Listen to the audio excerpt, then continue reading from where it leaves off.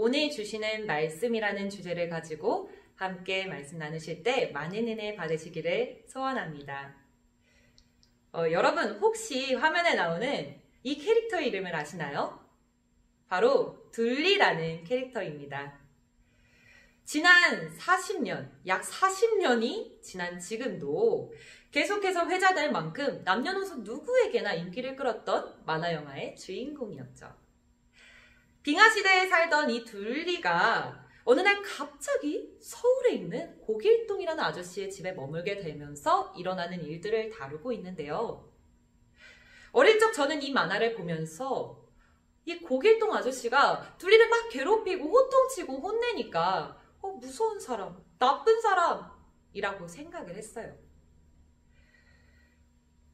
그런데 시간이 지나 이 고길동이라는 인물은 재평가를 받게 됩니다.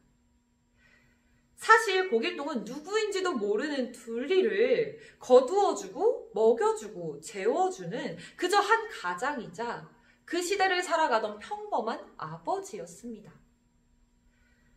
그런데 둘리가 그런 아저씨에게 뻔뻔하게 이렇게 말을 하는데요. 자, 화면 보시면 아저씨가 죽으면 집을 갖겠다고 말을 합니다. 심지어는 납치와 폭력까지 일삼는 정말 말도 안 되는 행동을 하고 있는데요. 호의가 계속되면 그게 권리인 줄 알아요. 라는 말이 있듯이 아저씨의 호의가 계속되자 둘리는 그것이 당연한 권리인 것으로 여기게 되었어요. 이렇게 보면 둘리는 참 민폐덩어리이고 고길동 아저씨는 천사가 따로 없는 거였죠. 그런데 이게 그 당시에 볼 때는 보이지 않았는데 왜 이제 와서 어른이 되었어야 고길동을 재평가하게 되는 걸까요? 그것은 바로 남일 같지 않기 때문일 것입니다. 우리는 살아가다 보면 나의 것이 아닌 것을 나의 것인 것처럼 여기며 살아가는 사람들을 볼 수 있습니다. 하지만 이것은 비단 다른 사람들만의 문제는 아닌 것 같습니다. 오늘 본문 말씀 함께 읽어보겠습니다. 너는 내일 일을 자랑하지 말라. 하루 동안에 무슨 일이 일어날는지 내가 알 수 없음이니라. 본문 말씀에서 이렇게 말합니다. 내일 일을 자랑하지 말라. 1절에 나오는 자랑하다라는 이 단어와 2절 서두에 칭찬하다라는 두 단어는요. 원문으로 보면 모두 할랄이라는 단어를 사용하고 있습니다. 그런데 이 할랄이라는 단어에는요. 칭찬하다, 자랑하다, 외도 노래하다, 영광을 돌리다 라는 뜻이 담겨 있습니다. 항상 내 계획대로 모든 일이 다 잘 풀릴 때는요. 우리는 모두 누군가에게 자랑을 하게 됩니다. 그렇다면 내일 일을 자랑한다는 것은 결국 스스로를 자랑하게 되는 것이겠죠. 하나님께 드려야 할 영광과 칭찬, 감사를 바로 나에게 돌리고 있는 것입니다. 저자가 스스로 자랑하지 말라고 한 이유가 무엇입니까? 바로 본절 하반절이 그 이야기를 해주고 있습니다. 하루 동안에 무슨 일이 일어날는지 내가 알 수 없음이니라. 오늘 밤에, 아니 몇 시간 뒤에 우리는 우리에게 무슨 일이 일어날지 알 수 없습니다. 당장 내가 열이 날 수도 있고요. 갑자기 음식을 먹다가 옷에 흘릴 수도 있고요. 아니면 사고를 당해서 죽음에 이를 수도 있습니다. 저는 작년 1월 유초등부에서 첫 사역을 시작하게 되었습니다. 그런데 첫 사역이면은 굉장히 이제 아이들과 어떤 예배를 드려야 할지 한가득 기대를 안고 이제 예배를 준비하고 있을 때였겠죠. 그때 돌연 코로나 바이러스로 인해 처음으로 교회가 문을 닫게 되고 아이들과 만나지 못하게 되었습니다. 누가 하루아침에 그렇게 될 줄 알았겠습니까? 우리는 당장 바이러스가 침투하는 것도 어찌할 수 없을 만큼 오늘 어떠한 일이 일어날지 미리 알 수 없을 만큼 연약한 존재입니다. 결국 오늘이란 시간도 나의 것이 아닌 우리에게 주어진 것인데 스스로를 자랑하면 이 오늘의 시간을 나의 것인 것처럼 여기게 되는 것이죠. 오늘과 내일 이 시간을 주신 분이 누구십니까? 바로 하나님이십니다. 그런데 이 오늘을 매일매일 받게 되면 어느 순간 이것이 당연해지고 우리는 이 내일 일을, 오늘을 마치 나의 것인 것처럼 달라고 하게 됩니다. 그렇다면 우리는 왜 이것이 당연해지는 걸까요? 이 해답을 출애굽하던 이스라엘 백성들의 모습을 통해서 발견할 수 있습니다. 광야를 떠돌며 굶주림에 시달리던 이스라엘 백성들은 하나님을 원망하게 됩니다. 하지만 하나님은요, 그럼에도 불구하고 백성들에게 이렇게 말씀하셨죠. 보라, 내가 너희를 위하여 하늘에서 양식을 비같이 내리리니 백성이 나가서 일용할 것을 날마다 거둘 것이라. 하나님은 백성들에게 만나와 메추라기를 내려주셔서 그들의 필요를 채워주셨습니다. 그런데 백성들은 뻔뻔하게도 목이 마르다고 투덜대기 시작합니다. 마치 어린아이가 엄마 나 밥 줘! 하면 엄마께서 밥을 차려주셨을 때 그때 어린아이가 또 이번엔 엄마 물 하면서 당연스럽게 요구하는 것과 마찬가지인 상황인 거죠. 하지만 하나님은 여기에서 그들에게 반석을 쳐서 차고 넘치게 마실 물을 주십니다. 그런데 백성들은 또 여기서 어떻게 합니까? 만나와 메추라기도 이제는 지겹다고 말을 합니다. 민수기 21장 5절 말씀에 보면요. 이 하찮은 음식을 싫어하노라 하매 심지어 백성들은요 만나를 하찮은 음식이라고까지 말을 합니다. 새 번역에서는 이것을 보잘것없는 음식, 쉬운 성경에서는 형편없는 음식이라고 말하고 있어요. 그런데 만나가 어떤 음식입니까? 광야에서 죽을 수밖에 없던 백성들의 생명을 살린 목숨과도 같은 소중한 양식이었습니다. 이 만나에 백성들의 오늘과 내일이 달려 있었죠. 그런데 그 소중하고도 감사한 음식을 백성들은 하찮다고 형편없다고 말하고 있는 것입니다. 어떻게 이렇게 말을 할 수 있을까요? 왜 이들은 이렇게 변한 것일까요? 호세아서 13장 6절 말씀에서 이렇게 나옵니다. 배가 부르니 그들의 마음이 교만하여 이로 말미암아 나를 잊었느니라. 백성들은 배를 채우고 나니까 백성들은 교만해져서 하나님을 잊어버린 것입니다. 무엇을 잊어버렸을까요? 출애굽기 16장 4절 말씀에 저는 이렇게 한번 지어보았습니다. 내가 너희를 위하여 하늘에서 양식을 내리리니 라는 이 말씀은 사라지고 뒤에 백성이 나가서 일용할 것을 날마다 거둘 것이라 라는 이 말씀만 백성들에게 남았습니다.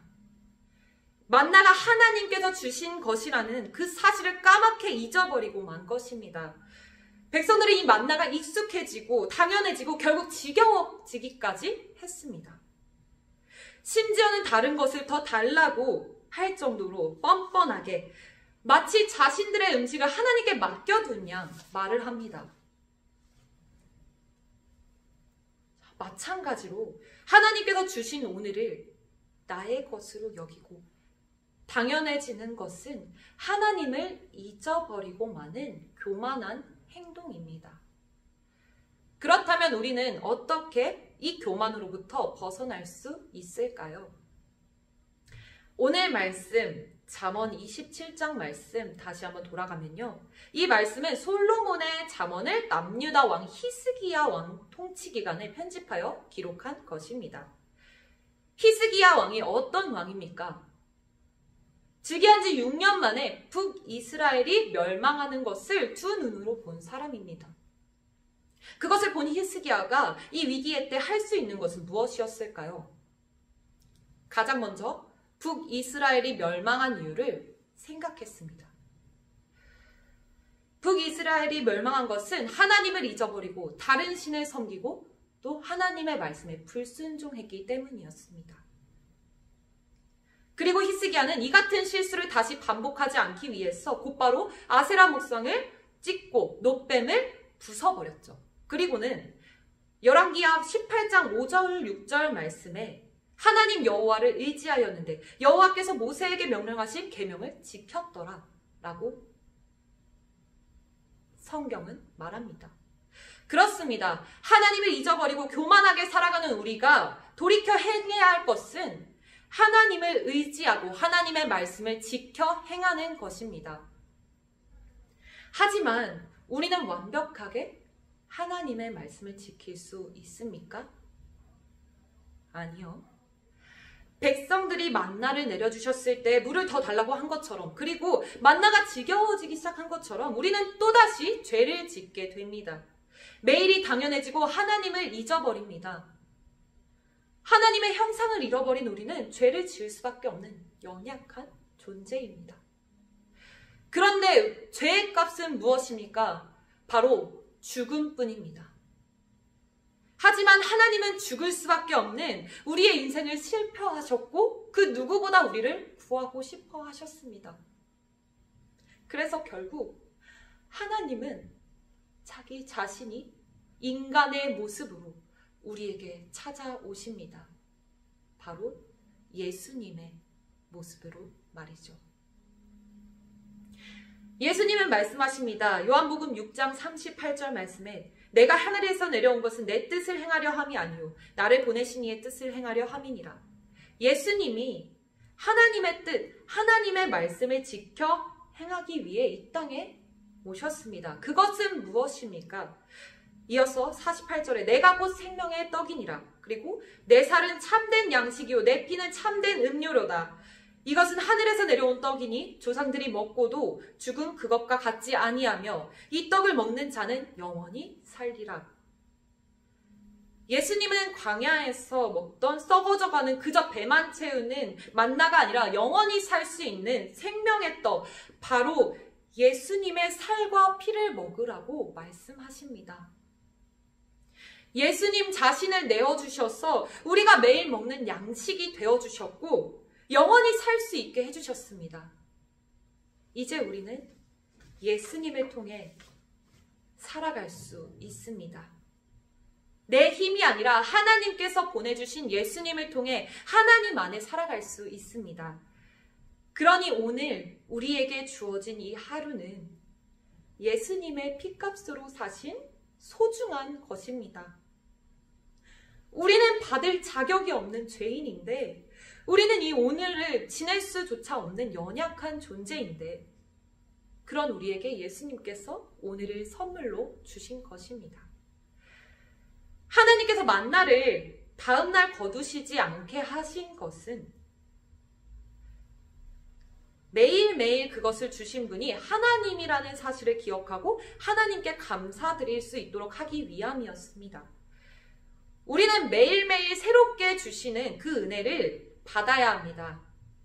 그것은 생명의 떡이신 예수님을 통해 하나님의 말씀을 매일매일 먹는 것입니다.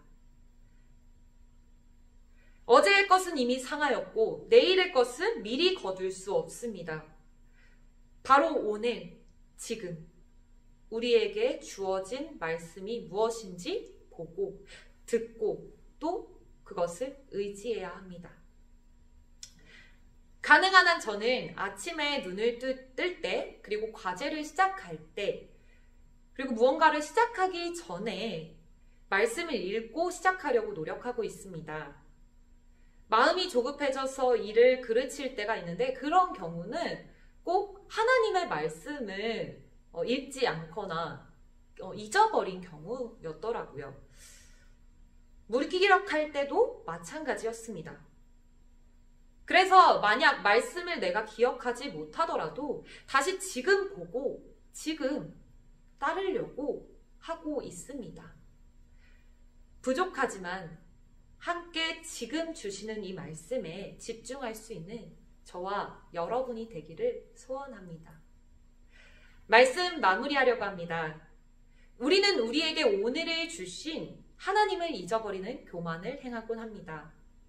우리는 무엇을 나의 것인 것처럼 여기며 살아가고 있습니까? 그것은 바로 오늘이었습니다. 오늘이라는 이 시간은 하나님께서 예수님을 보내주셔서 피값으로 주신 귀중한 시간입니다. 우리는 이 사실을 잊지 않기 위해 언제나 하나님의 말씀을 가까이 해야 합니다. 함께 그림을 보겠습니다. 현재, 바로 지금 이 순간을 살아라. 어제 일, 내일 일, 이따가 있을 일 말고 바로 지금 이 순간 하나님께서 나에게 주신 것을 누리며 살아가는 저와 여러분이 되시기를 간절히 소원합니다. 아멘.